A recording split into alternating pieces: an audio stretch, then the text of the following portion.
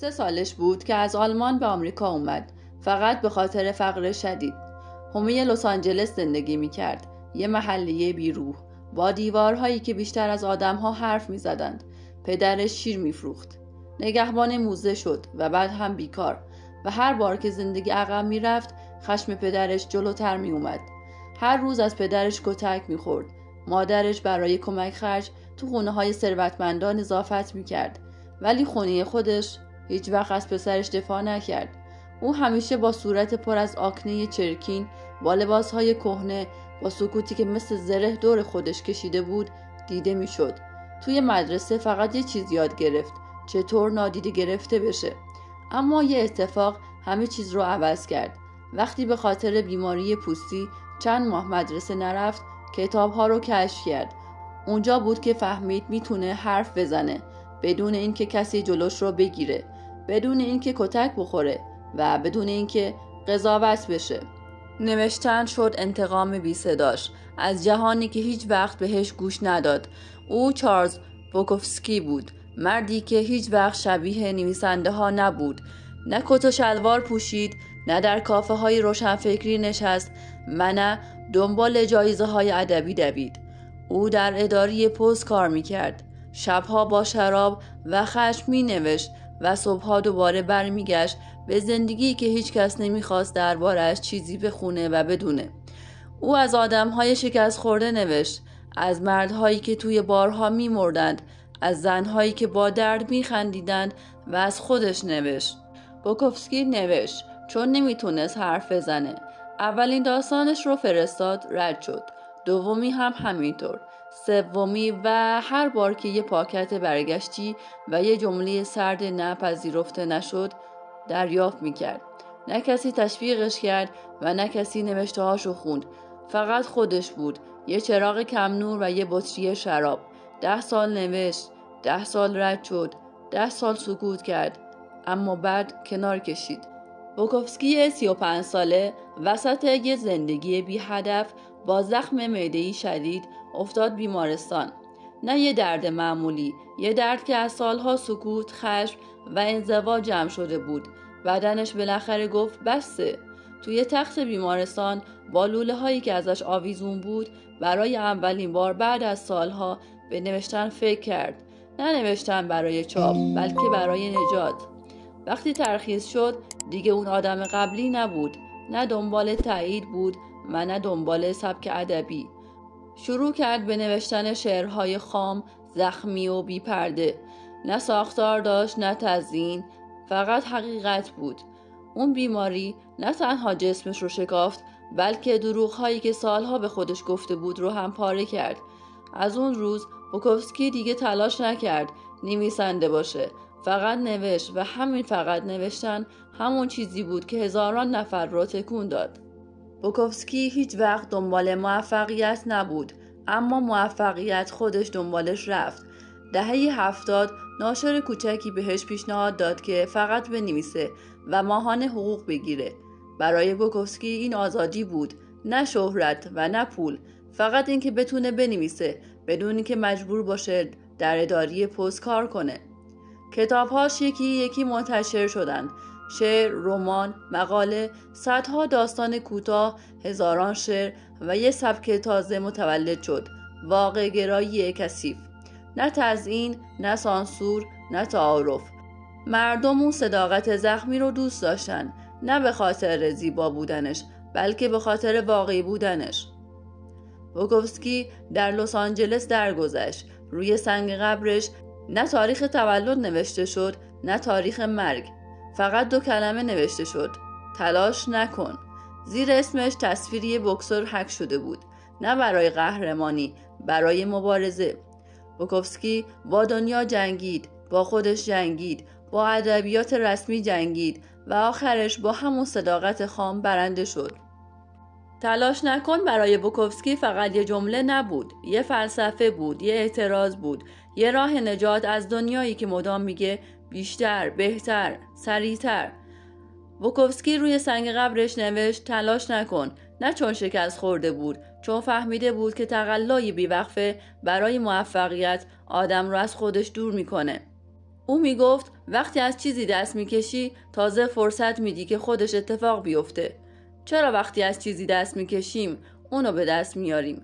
هنر تلاش دقیقاً همین تضاد رو باز میکنه. اینکه رها کردن گاهی از چسبیدن موثرتره. بوکوفسکی سالها نوشت، رد شد، شکست خورد و بعد کنار کشید. اما وقتی دیگه برای چاپ شدن ننوشت، وقتی فقط برای خودش نوشت، همون موقع بود که شنیده شد. بوکوفسکی عقب بود، طرد شده بود، اما وقتی خودش شد همه چیز تغییر کرد. تلاش نکن یعنی اگه چیزی واقعا از درونت میاد خودش راهشو پیدا میکنه. در نهایت بوکوفسکی مردی که با تلاش نکردن به موفقیت رسید. بوکوفسکی موفق شد نه با تقلا، با رها کردن. تلاش نکن یعنی به جای اینکه خودت رو مجبور کنی اجازه بدی چیزی که واقعا هستی خودش رو نشون بده. ما همیشه فکر میکنیم باید بجنگیم، باید ثابت کنیم، باید بیشتر تلاش کنیم تا چیزی که میخوایم رو به دست بیاریم. اما روانشناسی میگه وقتی زیادی تلاش میکنی در واقع داری با خودت مقاومت میکنی. یعنی به جای اینکه با خواستت همراستا باشی داری فشار میاری به چیزی که هنوز آماده نیست. این فشار ذهن رو از حالت خلاق خارج میکنه و وارد چرخه اضطراب و کنترل میشه. قانون جذب هم همینو میگه ولی با زبان انرژی. وقتی مدام دنبال چیزی هستی در واقع داری ارتعاش نبودن رو میفرستی. چون خواستن شدید یعنی باور به نداشتن. اما وقتی رها میکنی، وقتی فقط حضور داری و وقتی فقط مینویسی چون نمیتونی ننویسی، اون موقع است که اتفاق میفته. نه به خاطر تقلا، به خاطر هماهنگی. ذهن انسان در حالت رها خلاق‌تره.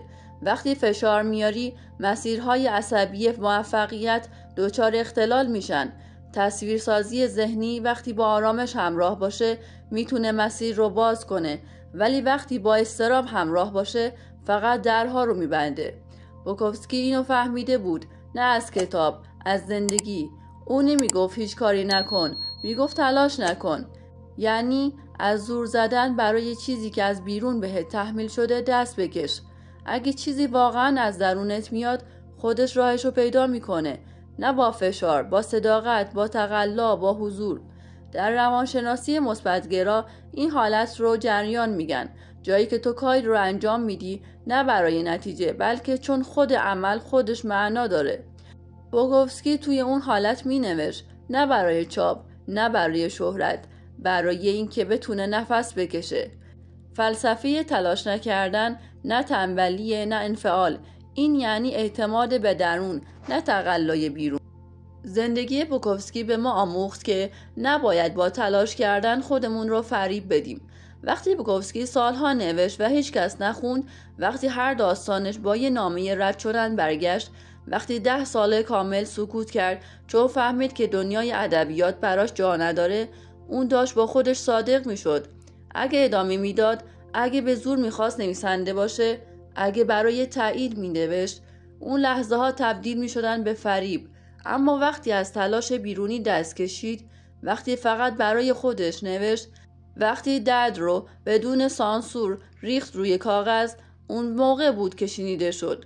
بوکوفسکی به همون یاد داد که گاهی تلاش کردن یعنی انکار خود واقعی، یعنی بازی کردن نقشی که از ما نیست، یعنی دویدن توی مسیری که مقصدش مال کسی دیگه است.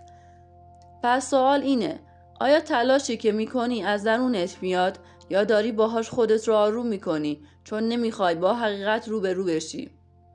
همه چی از یه لحظه شروع میشه، لحظه‌ای که دیگه نمیخوای بجنگی، نه چون شکست خوردی، چون فهمیدی که جنگیدن برای چیزی که از تو نیست یعنی نابود کردن خودت. ما یاد گرفتیم که باید تلاش کنیم برای موفقیت، برای دیده شدن، برای دوست داشته شدن. اما هیچ کس یادمون نداد که گاهی تلاش یعنی انکار خود واقعی. توی این دنیای پر از رقابت رها کردن یه جور جسارته. یعنی بگی من دیگه نمیخوام نقش بازی کنم، نمیخوام خودم رو مجبور کنم به چیزی که با هم هماهنگ نیست. وقتی رها میکنی نه اینکه تسلیم میشی، داری به زندگی اجازه میدی خودش رو نشون بده. اون لحظه‌ای که دیگه نمیخوای کنترل کنی، تازه شروع میکنی به دیدن، به دیدن آینده، به دیدن موفقیت و به دیدن خودت. تلاش نکردن یعنی اعتماد به مسیر، یعنی بذاری اتفاقها از درون بجوشند، نه از ترس، نه از اجبار، بلکه از صداقت. زندگی وقتی آروم میشی، وقتی ساکت میشی، وقتی رها میکنی تازه شروع میشه. برای دیدن ویدیوهای بیشتر سابسکرایب کن و اگه دوست داشتی لایک هم یادت نره.